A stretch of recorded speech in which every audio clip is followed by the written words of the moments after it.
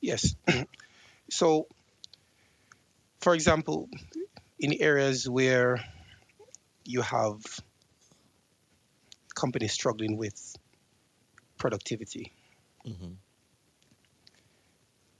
when I've had the opportunity to enter those spaces and to meet with these operational staff, and I would have had conversation one on one off the record. Mm-hmm. And I said, just try to get to know them and what they're about. And you'd be surprised to know that the conversation I've had with people in these spaces is that what would make life better and what would encourage them to commit more is not necessarily a bigger paycheck or a pay raise. I constantly hear this term coming up. There is no respect. Mm-hmm. There is no respect. So you're saying if management demonstrated that they care about us and that they respected us, then we would be more committed to give more. And it ties in perfectly to the original statement that or the quote that I made, which is if you help enough people to get what they want, hey, Mm-hmm. we're dealing with, we're in the people business. Mm-hmm. Some people will work with you and have a full career. Some people are just there for a time. Mm-hmm. Understand your people, get to know them, and get to know where they want to go. And if you know where they want to go and you're clear about that, they can work with you and it's a Mm-hmm. win win scenario. For example, if somebody is just here, or my aim is to go to college and I'm going to do 3 years, say somebody in the space of manufacturing, working in a warehouse, they have communicated your goal. And as a team leader, you know your people. And if you know that this person is here for 2, 3 years Mm-hmm. and they have that goal to achieve, and whilst they're here, yes, I'm going to take an interest in their interests and I'm going to encourage them as well to pursue their interests. And if you just show that interest, you'd be surprised to know how that will affect their morale. And the key thing about morale, once morale improves, it drives productivity. Mm. Just by taking an interest to get to know your people and to support them and their vision and mission. So that's one quick example. Yeah, I love that. I love that. This speaks to some of the things that I speak to around leadership too. Um, it's really caring about people. I have this care model that I do sometimes with leaders.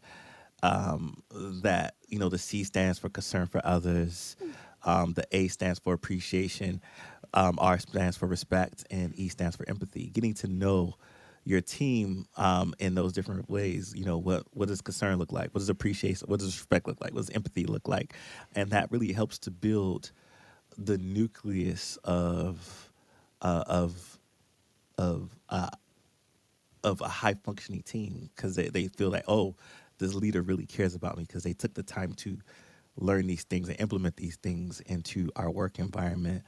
Um, Something you also said about we're in the people business, and um, what would you say to somebody? Because I've had this happen to me before, and I'm just curious how you would handle the situation where I've had a manager say, they were in tech, right? There's like, I'm not in the people business. We're in the tech business. We make technologies, and we deal with software and tech. So we're not in the people business. What would you say to a manager who has that mindset, who's working in the technology space? Well, if they persist down that pathway, then they will not be in business for long. And the reason why I say so, take for example, people who going into the tech field as programmers. That was a big thing, I would say, back in the day. But with the advent of artificial intelligence, being a programmer, for example, your job has been replaced already. and so Mm. many jobs have already been replaced.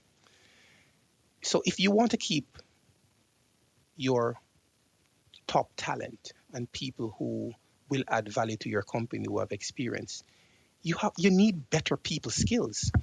And I've said it already. There are people out there who are not motivated purely by salary. And those people who are doing extremely well in their field, who knows the value they have, and they know that they can leave this company and tomorrow they can be somewhere else, and they are better paid and better compensated. So you need a different set of skills to deal with employees of that kind. And if you take that approach, you will only keep those people who are just showing up for a paycheck, and you don't want those people because those people don't drive productivity really. And Mm-hmm. if you're stuck with that mentality, you'll be attracting and keeping the wrong people. So I believe to be emotionally intelligent and to be a better communicator, those are critical skills that you Mm-hmm. will need to survive in this business. And as you spoke about framework, one of the framework we use, we call it this C3 framework, which speak about three things: credibility, connection, and you being a catalyst for change. And that is Mm-hmm. key. Credibility is your foundation, you build on that. But in order for you to build genuine connections, you need people skills.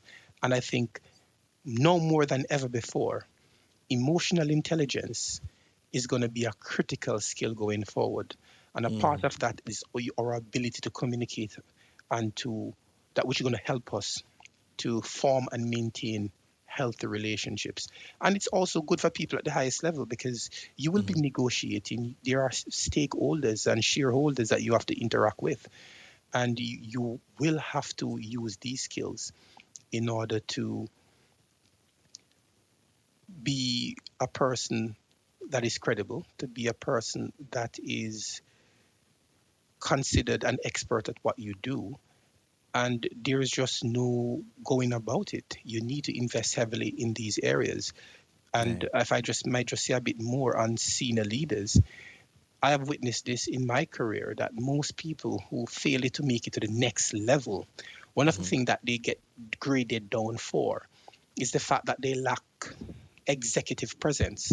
And executive Mm-hmm. presence has to do with how do you show up, or are you perceived, or are you received without you not even uttering a word. When you enter a room, how do people see you? That's executive presence. But there's something else. It's called vocal presence. When you open your mouth, you tell the world who you are. And that is not something that you get with a receipt. That is something you will have to invest in and Mm-hmm. develop over time to be good at going Oh, forward. I love that. I love that. I want to harp on emotional intelligence a little bit because I recently saw an article around this about that being a top skill in executives. And I used to do programs like 8 years ago, workforce development programs where I help young people get into like middle wage job and careers. And this is something that HR used to say all the time, like, "Hey, Terrell, like these young kids, and they could be in high school or college. And funny thing, we had some issues with a lot of college graduates where they would say, or young people about to graduate from college getting these internships, and it was like, the HR company would say, Terrell, I could teach them all the hard skills, but what I Hmm. can't teach is emotional EQ. I can't teach them hard work ethic, to show up on time, how to, you know, uh, you know, work hard, be diligent, even when nobody's looking. Right? I can't teach those things. They either they show up and have it or not. And um, you know, I'm curious to know this, and I'm hearing you say it again. Hmm. To your point, why do you think emotional EQ is important in this, and especially in this next era of workforce, career, entrepreneurship, whatever field you go down. To you and your, why do you feel it's important? It's a critical success factor in everything that we'll do successfully because of globalization, where the world is now one community and there's so much diversity.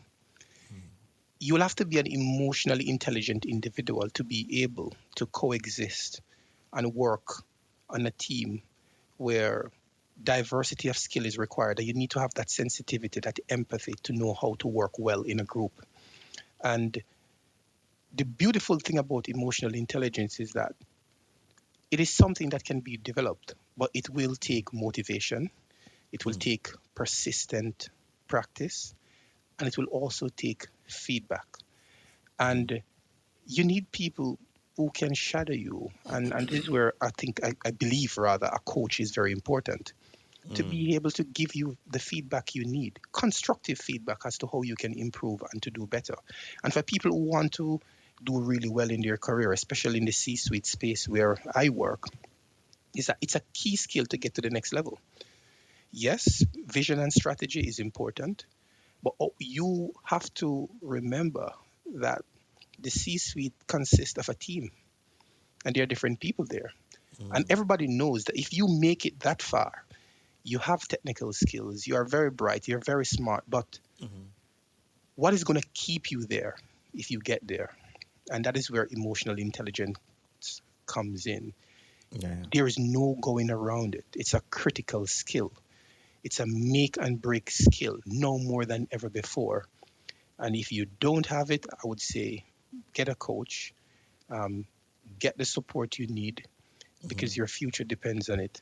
And it's not just for your professional life. You need to be an emotional intelligent person if you're going to have a marriage and a family.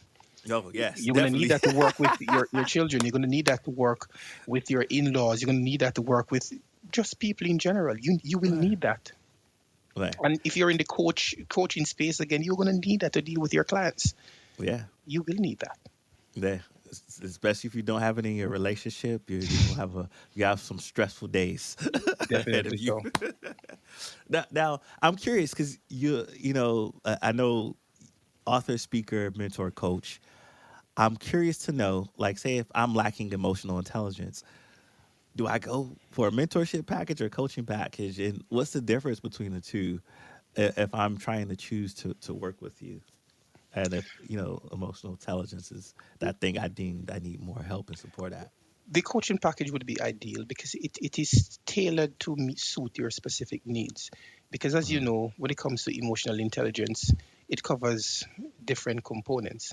And it might be that you're doing well in some areas better than some. It could be Mm-hmm. that you're very well when it comes to, you're doing extremely well when it comes to empathy. Mm-hmm. But the social skill side of things might be where there is additional work and support is needed.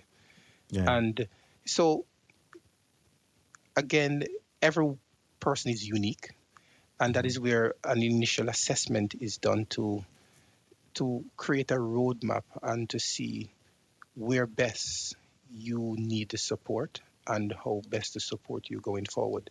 When it comes to the mentorship side of things, that's a whole different thing because mentorship is more about I see somebody at a level where I would like to be, and I would like to do what they are doing. And because this individual inspire me, then I think this is the person I want to guide me there. But with coaching now, you don't necessarily have to be on the same pathway. But if you can help to deliver a result for someone, then you're a good fit. And I think emotional intelligence is what you will need, regardless of the field you're in, regardless of the discipline you're in. Your success will depend on that.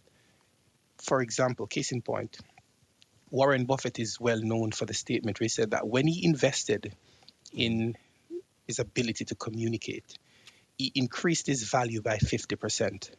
Well, in order for you to do well as a communicator, you need to be emotionally intelligent. How are you going to know how to read a room?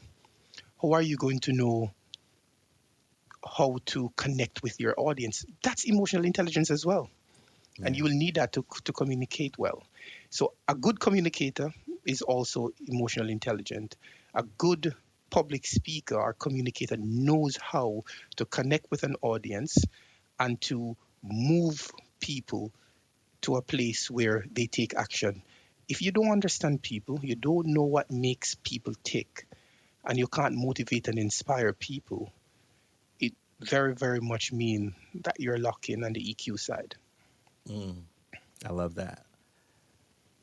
I want to give some good lessons and words of wisdom and advice before we head out.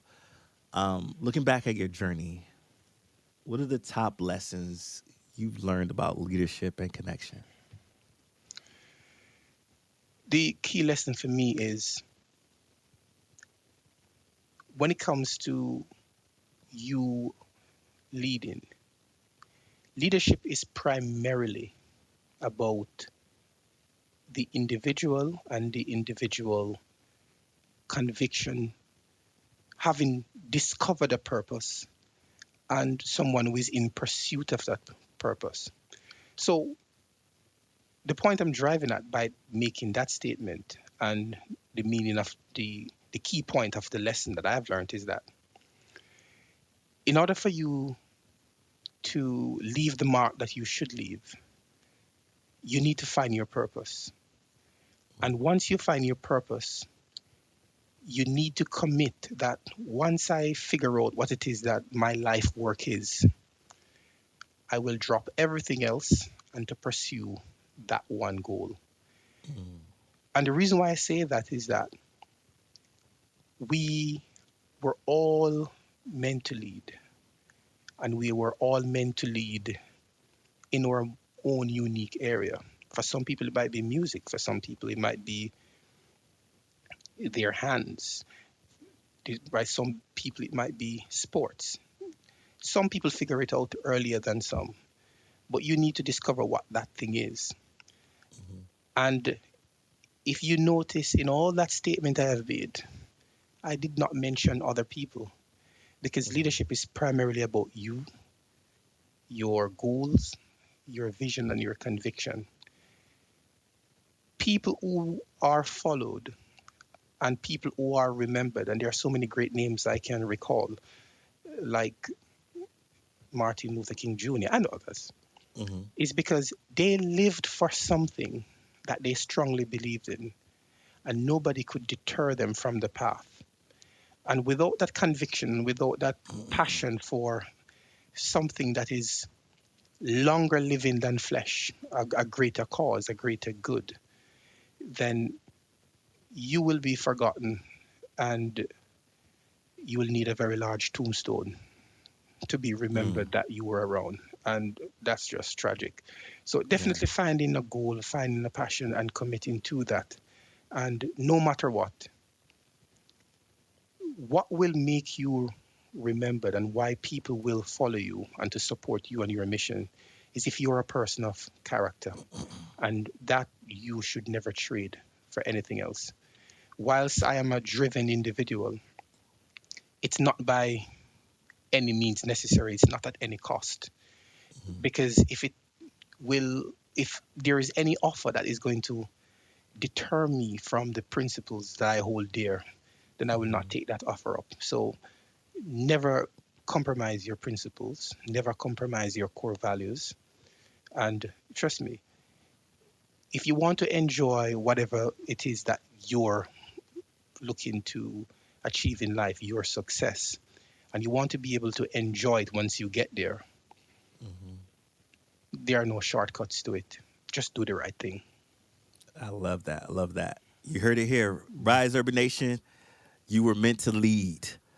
Find out what those boundaries to and those things that you value and you hold dear and you stay core to that to build your character and you do it for all you aspiring business leaders and entrepreneurs, especially in our Black and Pan African communities.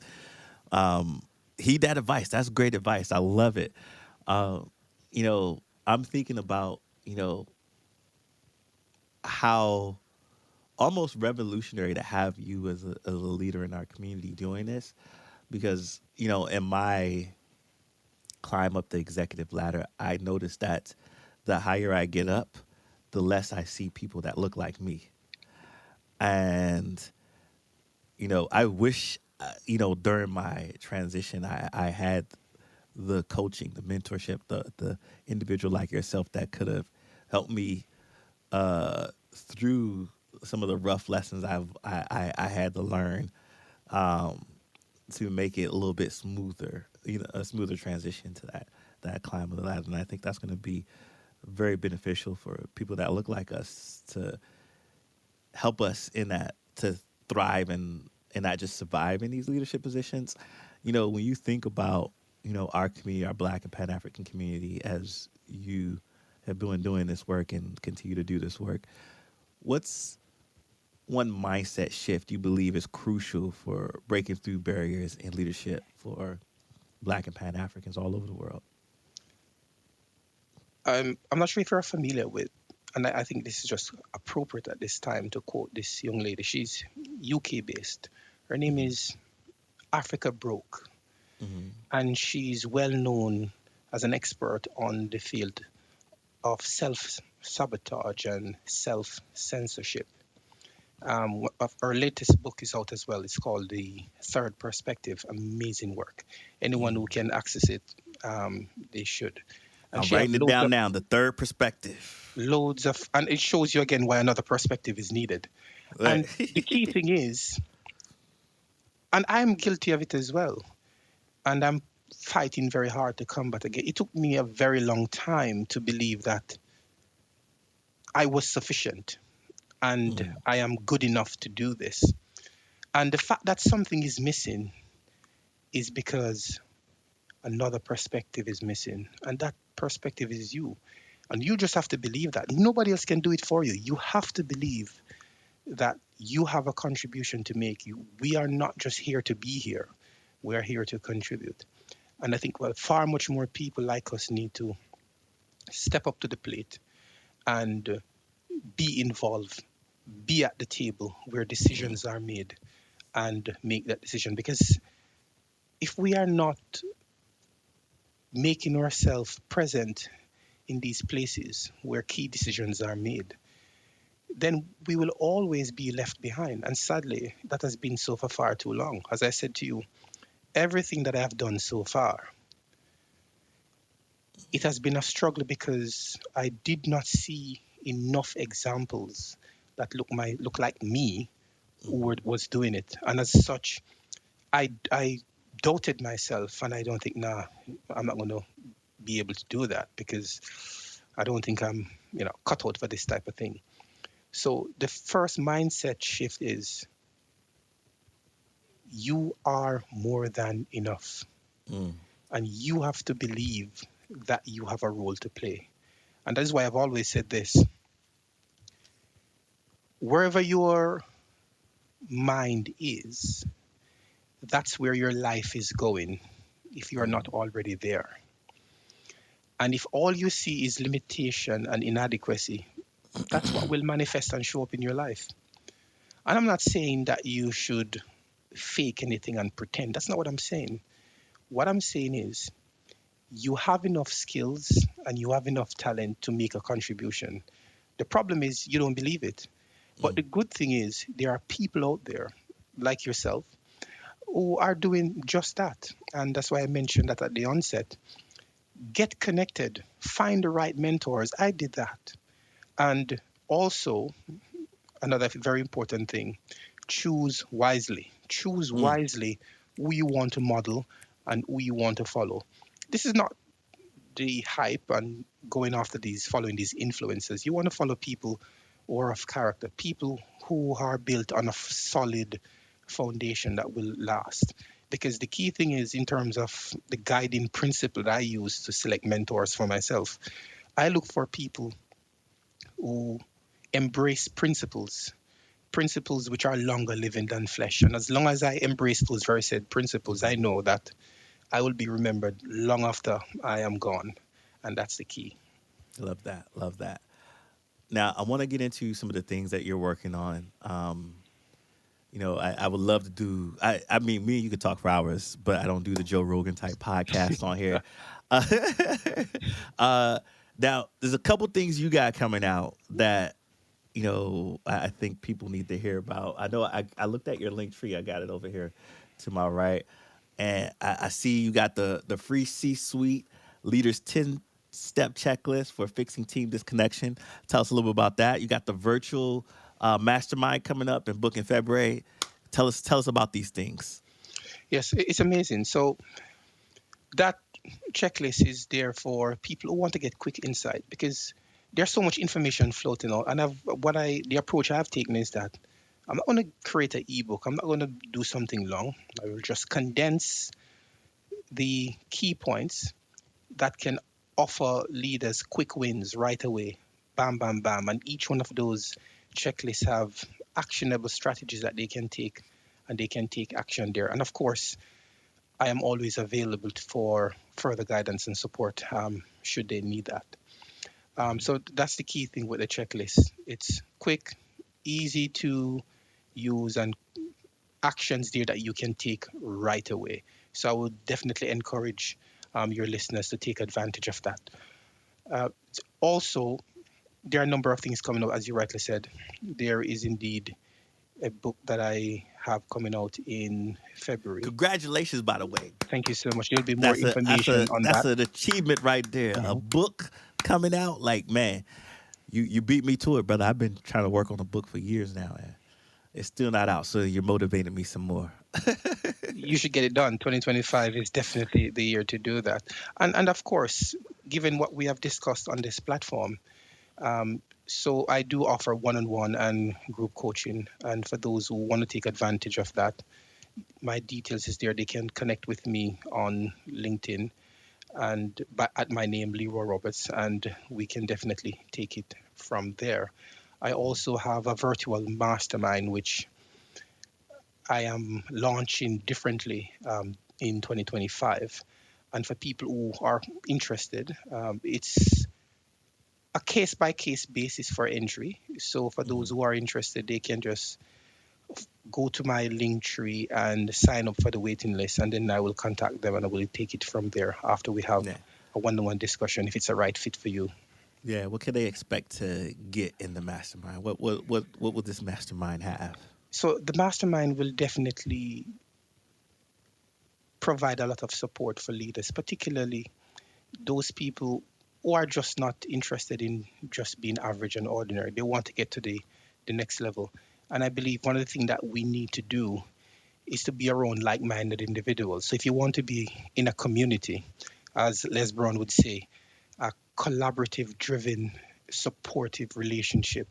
So Mm-hmm. if you want to have high value network individual, people who can add value to you and to help you to get to the next level, and just to provide that constructive support and with the tools and the resources to make you win, not just in business and in your career, but also in your personal life as well. Because one of the things that we focus on is not just business, it's not just careers. We're talking about health and relationship because we want to cater to the total you.